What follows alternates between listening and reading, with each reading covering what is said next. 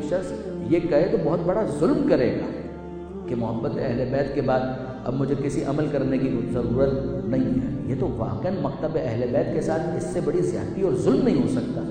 آپ غور فرمائیے برادران عزیز، یہ محبت ہے اسی لیے کہ اس محبت کے بعد انسان جس سے محبت کرتا ہے اس کو آئیڈیلائز کرتا ہے. مجھے ایک بات بتائیے، محبت کی آزمائش فرمائش کے ذریعے ہوتی ہے یا نہیں؟ اصول یہ ہے کہ محبت کی آزمائش فرمائش کے ذریعے سے ہوتی ہے. اگر آپ کسی سے محبت کرتے ہیں، کوئی آپ سے محبت کرتا ہے، آپ اس محبت کو چیک کرنا چاہتے ہیں تو فرمائش کریں. یا تو اس کے پاس گنجائش ہی نہ ہو، لیکن اگر اس کے پاس گنجائش ہے اور وہ محبت بھی کرتا ہے تو ممکن نہیں ہے کہ محبت کے ساتھ وہ اس فرمائش کو پورا نہ کرے. کیسے ہو سکتا ہے؟ محبت کی آزمائش فرمائش کے ذریعے سے ہوتی ہے. سید علی نقوی صاحب کا، علامہ کا یہ جملہ بڑا قیمتی جملہ ہے. وہ کہتے ہیں کہ آپ فرض کیجئے آپ کسی سے محبت کرتے ہیں، اور بلکہ الٹا کہ وہ آپ سے محبت کا دعوے دار، آپ فرمائش کریں اور وہ پورا نہ کریں تو آپ کیا اس کے بارے میں گمان کریں گے؟ آغا محسن کراتی جو ایران کے بہت مشہور مدرس ہیں، جن کے ٹی وی کے اوپر لیکچرز آتے ہیں درس قرآن کے نام سے، ان کی اپنی تفسیر بھی ہے. آغا محسن کراتی کو مثالوں کا بادشاہ کہا جاتا ہے کہ مثالوں کے ذریعے سے وہ بات کو بہت عمدگی کے ساتھ واضح کرتے ہیں. انہوں نے ایک مثال اس محبت والے فلسفے کو سمجھانے کے لیے کہ آپ گھر سے نکلے صبح سویرے، آپ کا چھوٹا بچہ ہے. اب یہ جو صاحبان اولاد ہیں اور جن کے چھوٹے بچے ہیں، ظاہر اگر بڑے ہو گئے ہیں تو چھوٹے سے ہی بڑے ہوئے ہیں، وہ جانتے ہیں کہ وہ کیا کیفیت ہوتی ہے کہ صبح آفس جا رہے ہیں تو بچہ لپٹ جاتا ہے، جانے نہیں دیتا. اب کسی طرح سے اس کو بہلانا ہے، عوامی زبان میں کہوں پٹانا ہے، تو بہلانے اور پٹانے کے لیے کچھ نہ کچھ وعدہ کیا جائے گا. کیوں وعدہ کر رہے ہیں آپ یہ؟ آپ اس کو 2 تھپڑ ماریں ہٹا دیں؟ کہ نہیں صاحب، تھپڑ کیسے مار دوں؟ محبت کرتا ہوں تو مناؤں گا. کوئی ایسا کام تھوڑی کروں گا کہ میری محبت اس کے دل سے ختم ہو جائے اور وہ نفرت کرنے لگے. تو پھر اب آپ کیا کریں گے؟ کہا کہ میں اس کی کسی فرمائش کو پورا کرنے کی کوشش کروں گا. اس کو کیسے پتہ چلے گا؟ اس سے وعدہ کروں گا. صبح آپ جا رہے ہیں، چھوٹا بچہ آ گیا، بیٹی آ گئی، بیٹا آ گیا، 2 سال کا، 3 سال کا، 4 سال کا، جو بڑی مشکل سے ابھی باتیں کرنا سیکھا ہے، اور وہ آ کر کہتا ہے بابا میں نہیں جانے دوں گا. تو باپ نے کہا کہ بیٹا تو رخیلی دوست دار، میں تجھ سے بڑی محبت کرتا ہوں. کہا بابا میں تو تجھے نہیں جانے دوں گا، میں آپ کو نہیں جانے دوں گا. اچھا بیٹا مجھے جانے دو، میں وعدہ کرتا ہوں شام کو تمہارے لیے چاکلیٹ لے کر آؤں گا. اچھا. اس نے دامن چھوڑ دیا. اس نے کہا کہ باپ نے کہا ہے تو وعدہ پورا کرے گا. تو باپ تو چلا گیا، اور صبح سے شام ہو گئی، دفتری مصروفیات میں یاد نہیں رہا، اور واپس آیا بھول چکا ہے کہ چاکلیٹ لے کر جانا ہے. مگر آپ بھول چکے ہیں، وہ بھولا ہے؟ آپ بھولے ہیں، وہ بھولا ہے؟ وہ تو نہیں بھولا. وہ بچہ تو یاد رکھے ہوئے. جیسے ہی آپ نے نوک کیا، اب جب دل سے تار ملے ہوتے ہیں تو بیل تو ایک جیسی ہوتی ہے، مگر بچے کو پتہ ہے کہ اس وقت باپ نے بجائی ہے، اس وقت بیل کے اوپر باپ کا ہاتھ ہے. وہ تو پہچانتا ہے اور بہت خوب پہچانتا ہے.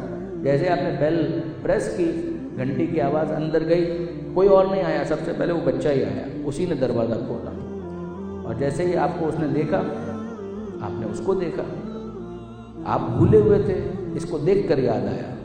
اس نے تو سارا دن اسی خیال سے کاٹا ہے کہ باپ آئے گا اور چاکلیٹ لے کر آئے گا. اب آپ اس کو گود میں اٹھا رہے ہیں، وہ آپ کے ہاتھوں کو دیکھ رہا ہے، آپ کی جیب میں تلاش کر رہا ہے.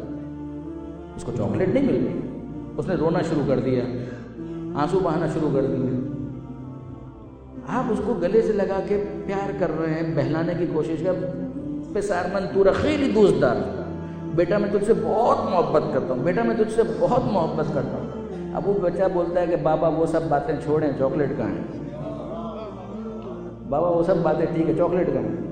بولو چاکلیٹ رہ گئی بیٹا، لیکن محبت تجھ سے بہت زیادہ کرتا ہوں. کہ بابا محبت کے دعوے چھوڑو، چاکلیٹ کہاں ہے؟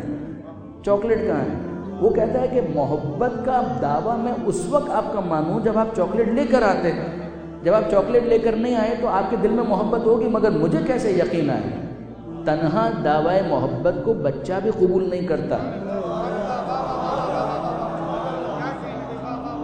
وہ کہتا ہے کہ محبت میں سچے ہو تو چاکلیٹ لے کر آؤ.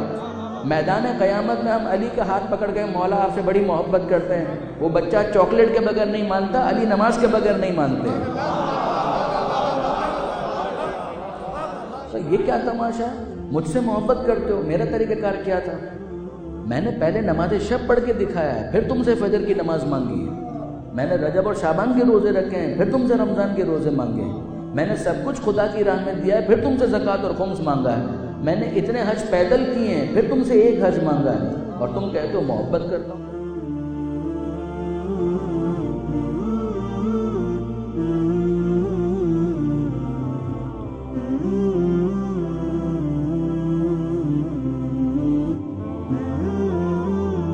محبت جس سے کی جاتی ہے اس کا انداز اختیار کیا جاتا ہے۔ یہ دنیا کے اندر ہم دیکھتے ہیں برادران عزیز، دنیا کے اندر ہم دیکھتے ہیں کہ یہ ہیئر اسٹائل کیوں ہے، کہ یہ فلاں کرکٹر کا ہیئر اسٹائل ہے، مجھے وہ بہت پسند ہے۔ آپ کا یہ لباس کیوں ہے، فلاں ٹی وی ایکٹر یا ایکٹریس اس کو میں بہت زیادہ لائک کرتی ہوں یا کرتا ہوں، لہٰذا اس جیسا میں نے لباس پہنا ہے۔ میں صحیح غلط پر بحث نہیں کر رہا، مگر یہ دنیا کا انداز ہے کہ جس کو ذرا سا پسند کرتے ہیں تو اس کا ہیئر اسٹائل بھی کاپی کرنے کی کوشش کرتے ہیں، اس کا ڈریسنگ کا انداز بھی کاپی کرنے کی کوشش کرتے ہیں۔ یہ کیا تماشا ہے کہ دنیا کے اندر دنیا داری کی بنیاد پر اگر کسی کو کچھ دیر کے لیے پسند کیا تو اس کا انداز کاپی کرنے کی کوشش کرتے ہیں، اور جس کو مولا مانتے ہیں، جس کو اپنی زندگی کا آئیڈیل مانتے ہیں، جس کی شفاعت کے امیدوار ہیں، جس کی محبتوں کے طلبگار ہیں، جن کی دعاؤں کے طلبگار ہیں، اس کی زندگی کیا اور ہماری زندگی کیا؟ ہم قطعاً نہیں کہتے کہ ایک انسان اس دنیا میں رہتے ہوئے علی جیسا پورا بن سکتا ہے، مگر علی جیسا نہ بن سکے کم سے کم قمر جیسا بننے کی تو کوشش کریں، زہرا جیسا نہ بن سکے تو کم سے کم کنیز زہرا فضہ جیسا بننے کی تو کوشش کریں۔ کچھ تو شباہت نظر آنی چاہیے، کچھ تو انداز میں مماثلت ہونی چاہیے۔ ہونا یہ چاہیے کہ شکل کوئی دیکھے اور کہے کہ مجھے اور اس کا کوئی تعارف نہیں معلوم، مگر اس کا انداز بتا رہا ہے، اس کی شکل بتا رہی ہے کہ یہ کوئی اور ہو نہ ہو، کچھ اور ہو نہ ہو، علی والا ضرور ہے، یہ اہل بیت کا ماننے والا ضرور ہے۔ یہ وہ معیارات ہیں جو روایات میں بیان کیے گئے ہیں کہ تم کسی محلے میں رہتے ہو، تمہارے محلے کے اندر تمہیں سب سے زیادہ نیک ہونا چاہیے کہ تمہیں دیکھ کر لوگ یہ سمجھ جائیں کہ آل محمد کی تعلیمات کیا ہیں۔ چھٹے امام نے ایسے نہیں کہا تھا کہ کونوا لنا زینا، کہ ہمارے لیے باعث زینت بنو، باعث نگوہار مت بنو۔ لوگ تمہیں دیکھیں گے اور تمہیں دیکھ کر وہ ہم پر قیاس کریں گے کہ جعفر صادق کے ماننے والے بنتے ہیں تو جعفر صادق نے یہ سکھایا ہوگا۔ اگر کردار اچھا ہوگا تو تمہیں دیکھ کر وہ ہماری تعلیمات کو اچھا سمجھیں گے، اور کردار برا ہوگا تو تمہارے برے کردار کی وجہ سے ہماری تعلیمات کے اوپر تہمت آئے گی۔ تو ایسا کچھ مت کرنا کہ جس کی وجہ سے ہمارے لیے باعث ننگوہار بنو۔